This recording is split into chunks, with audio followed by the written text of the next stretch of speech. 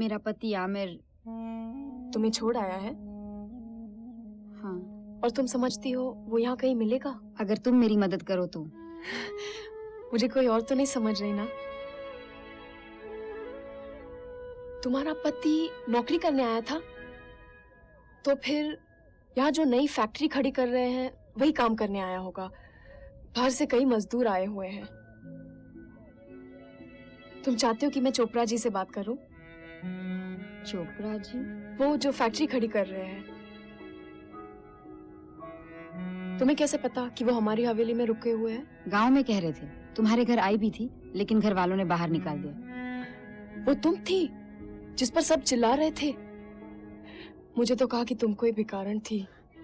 भीख तो मांग रही थी। ठीक है, मैं कुछ करती हूँ, लेकिन चोपड़ा जी आजकल यहाँ नहीं है। कुछ दिन में लौटेंगे। कुछ दिन तक रुक सकती हूँ।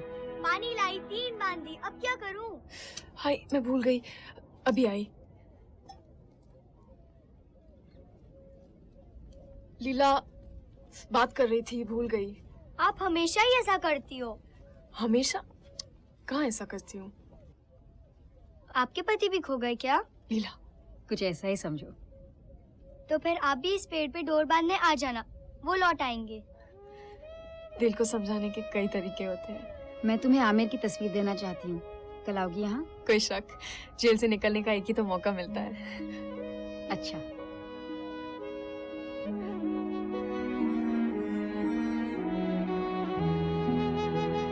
चल, बहुत बोलती है तू।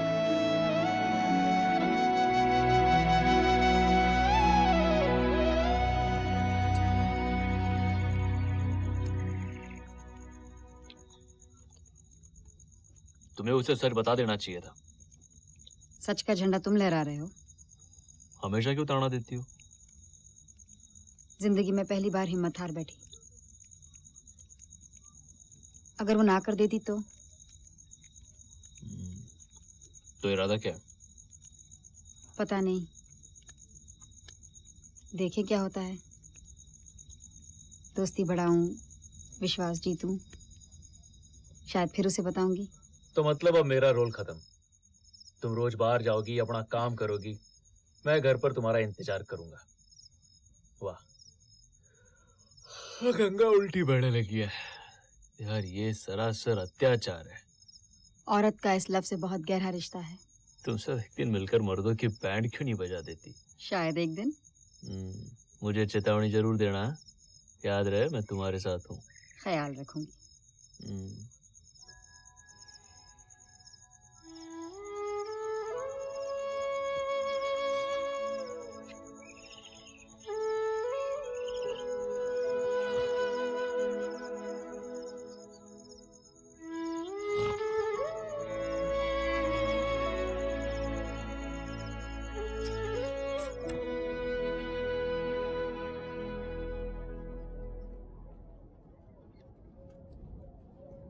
कैसी हो? अच्छी हूँ। मैं अभी आई।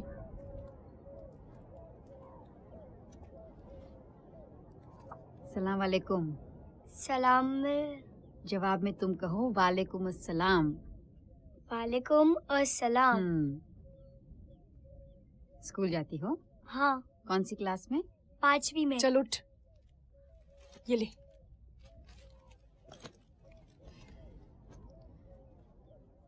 ये है आमिर।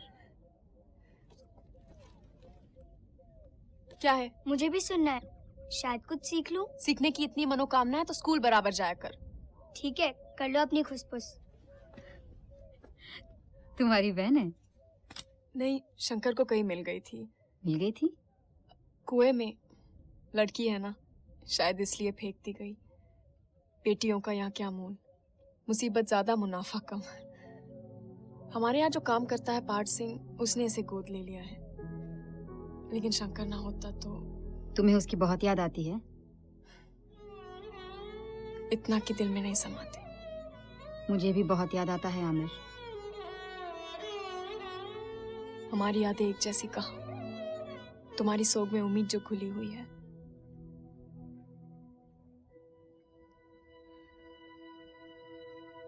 मुझे नहीं कहना चाहिए था।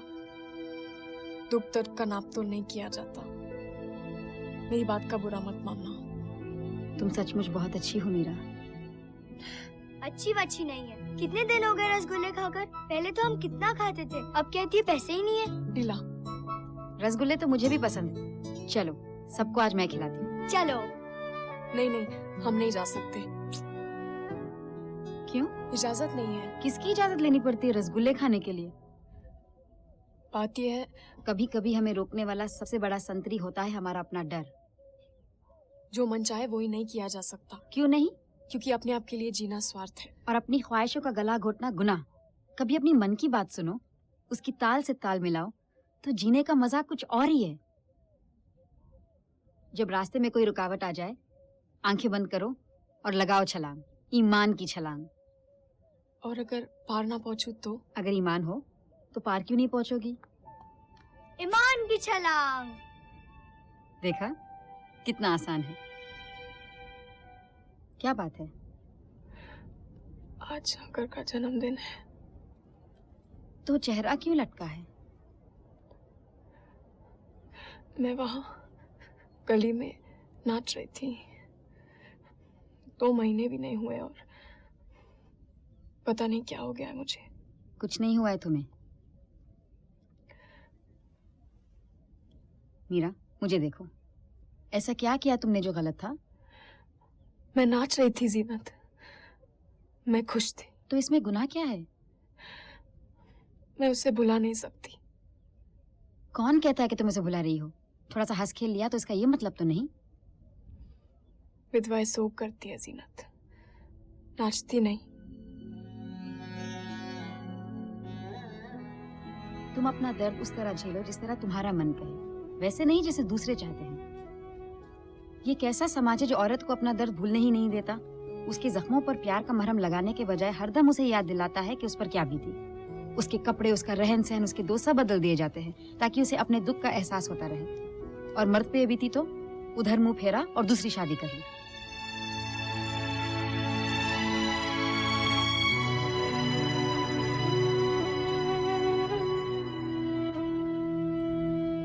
तुम्हारे लिए कहना बहुत आसान है।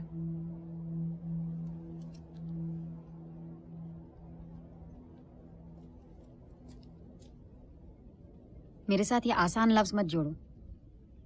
मुझे जिंदगी में कुछ भी आसान नहीं मिला है। जमाने से अपना हक छीनना सीखा है मैंने। देखो, मैं भी तुम्हारी तरह एक औरत हूँ। फर्क सिर्फ इतना है कि मैंने अपने फैसले खुद करना सीखा है।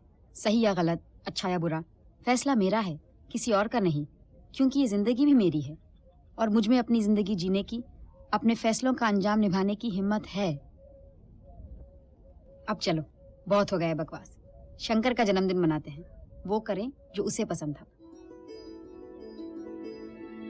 रूठो मत, दोस्त हूँ, लड़ सकती हूँ, मना भी सकती हूँ।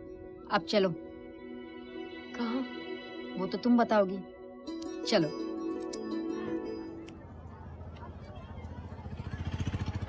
अब हम वहां चले। कहाँ? चलो ना। तुम्हें देर नहीं हो रही है? अपनी जिंदगी दूसरों के डर से ना जियो, अपने हर फैसले को अपनाना सीखो। सुनो,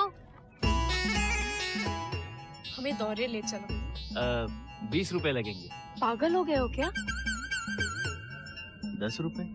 नहीं हो क्या? बुद्धू, सब उल्लू बना जाएंगे। 50 रुपए से 1 पैसा कम मत लेना। आज की पहली सवारी है ना, बैठो। अच्छा, मैं चने ले आती हूँ, तुम यही रुक।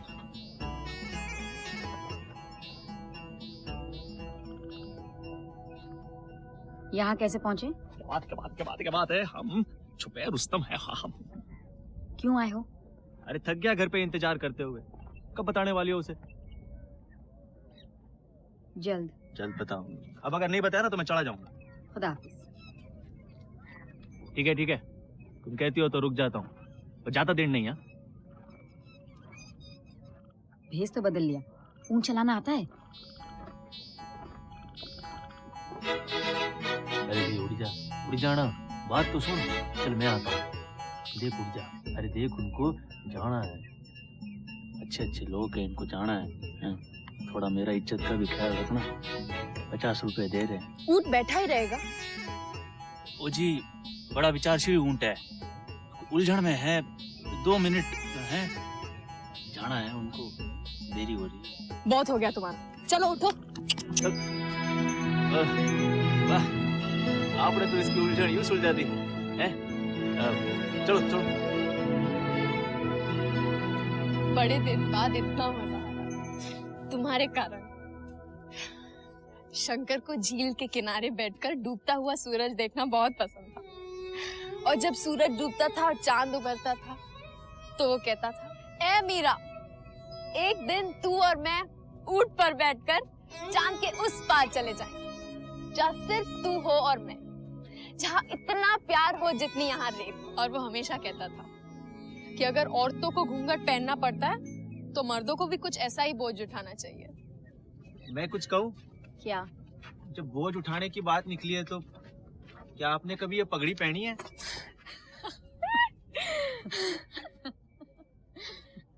एक बात कहूँ, तुम बहुत ही बुरे एक्टर हो।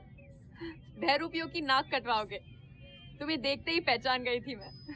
आपकी फरमाइश। ये भारतीय की विज्ञापन प्रसारण सेवा का जोधपुर केंद्र है। मीडियम वेव 1168 किलोहर्ट्ज पर। अब सुनिए फिल्म बंटी और बबली का ये गीत। गायक हैं अनिशा जी, गीतकार गुलजार और संगीत दिया है। रोको। क्यों? क्या हुआ? बैठाओ इसे, बैठाओ। कैसे? अरे वो रस्सी खींचो। ज इसे ये खींचो। हाँ, ज ऐसे बोलो, खींचो। क्या खींचो। बैठ जा बेटा। हाँ, बैठ जा बैठ गया। शाबाश। चलो चलो। शाबाश। कहाँ जा रही है आप?